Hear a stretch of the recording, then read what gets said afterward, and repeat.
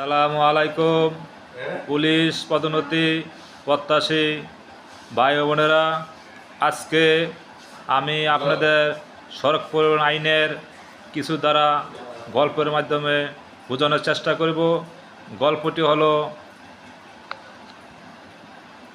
করিম নামক ব্যক্তি তার মোটরযানটি নিয়ে শরীয়তপুর থেকে ঢাকার উদ্দেশ্যে রওনা হইলে প্রতিমধ্যে সার্জেন্ট বা এসআই কাগজপত্র দেখিলে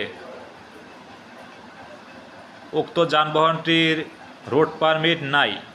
এই ক্ষেত্রে ড্রাইভারের কী অপরাধ তা প্রশ্নে জানতে চাওয়া হয়েছে। আমরা জানি রোড পারমিট ব্যতীত গাড়ি বা মোটরযান চালানো যাবে না সড়ক পরিবহন আইনের 28 ধারা।